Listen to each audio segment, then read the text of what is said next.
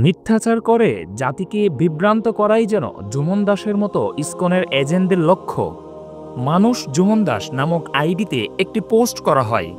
সেই পোস্টে বলা হয়, বাংলাদেশের সাধারণ মানুষের জীবনকে বিষাক্ত করে তোলা ইসলামিক জঙ্গি সংগঠন প্রটেক্ট আওয়ার সিস্টার্স। এই হচ্ছে বাংলাদেশের নামকরা জঙ্গিদের প্ল্যাটফর্ম প্রটেক্ট আওয়ার সিস্টার্সের আসল চেহারা ও উদ্দেশ্য।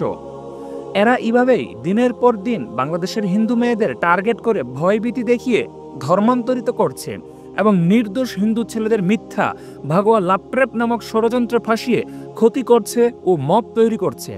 এভাবেই চলছে বাংলাদেশের নানান রকম ষড়যন্ত্রের মাধ্যমে হিন্দু নিধন চক্র এবং হিন্দু মেয়েদের ধর্মান্তরিতকরণ।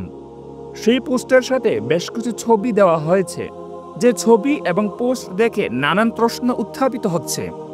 এই স্ক্রিনশটে থাকা আইডির প্রোফাইল পিকের ছবি আমাদের টিমের একজন সাবেক সিনিয়র অ্যাডমিনের সাথে মিলে যাওয়ায়, তাছাড়া ভাগোয়া নিয়ে কাজ করা ভাইদের প্রোফাইল পিকের ছবি মিলে যাওয়ায় অনেকেই সত্য মনে করছেন। তাহলে আসুন জেনে আসি এই মেসেঞ্জার গ্রুপের স্ক্রিনশটটা কিভাবে তৈরি হলো। আমাদের অনুসন্ধানে উঠে আসা একটি আইডির ছবি দেখুন। আইডির নাম রোহান ইয়াস। অন্যদিকে দেখুন সেভ আওয়ার সিস্টার্সের অ্যাডমিন আদনান সামির ভাইয়ের প্রোফাইল। দুটো ছবির মিল থাকলেও নাম কিন্তু ভিন্ন। সেই ক্ষেত্রে মেসেঞ্জারের এমন স্ক্রিনশটে রোহান ইয়াস আর আদনান সামির কিন্তু বোঝা যাবে না। মানুষ জুমন দাস যে স্ক্রিনশট তৈরি করেছেন সেটি আসলে ফেক আইডি দিয়ে তৈরি করা একটি মিথ্যা স্ক্রিনশট। দেখুন, রোহান ইয়াস আইডিটি মূলত এই গ্রুপটি তৈরি করে। দেখুন, ইংরেজিতে এখানে লেখা আছে ক্রিয়েটেড। তাছাড়া দেখুন লেখা আছে Yas set on nickname Adnan Samir, অর্থাৎ ইয়াস রোহান আইডিটি নিজের নিকনেম আদনান সামির ঠিক করেছে। তাহলে একদিকে আদনান সামিরের প্রোফাইলের সাথে মিলে গেল, অন্যদিকে নিকনেমও ঠিক করে নিল আদনান সামির।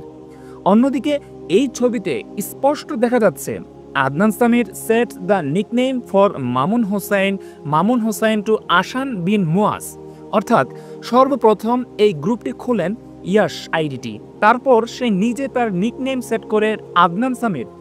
আর তার প্রোফাইলও যে পিক, ঠিক সেই পিকটা আদনান সামিরের প্রোফাইল পিক থেকে নেওয়া। তারপর আদনান সামির তথা ছদ্মবেশী ইয়াস মামুন হোসাইন নামের একটি ফেক আইডি অ্যাড করে, সেই ফেক আইডি অ্যাড করে সেটার নিকনেম দেয় আসান বিন মুয়াজ। সত্যিকার্তে প্রটেক্ট আওয়ার সিস্টার্স বিডি এর সাবেক সিনিয়র দায়িত্বশীলের নাম হচ্ছে আনাস বিন মুয়াজ।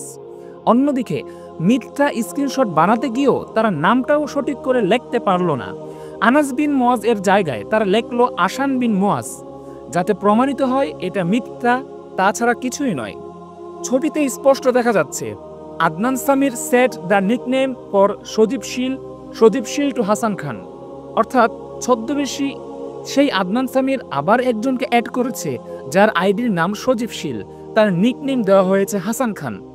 প্রিয় দর্শক, এই গ্রুপটাতে যে সকল ফেক আইডি অ্যাড করা হয়েছে তারা সকলেই ভাগোয়া লাপট্রেপ নিয়ে কাজ করা কয়েকটি গ্রুপের অ্যাডমিনদের মতো হুবহু ছবি প্রোফাইলে লাগিয়েছে। তাদের নিকনেম সহ অ্যাডমিনদের মতো হুবহু করে লাগিয়েছে। তাছাড়া জুমন দাস প্রটেক্ট আওয়ার সিস্টার্সের কথা পোস্টে উল্লেখ করলেও স্ক্রিনশটে থাকা আইডিগুলোর কেউ বর্তমানে প্রটেক্ট আওয়ার সিস্টার্সের সাথে সংযুক্ত নয়।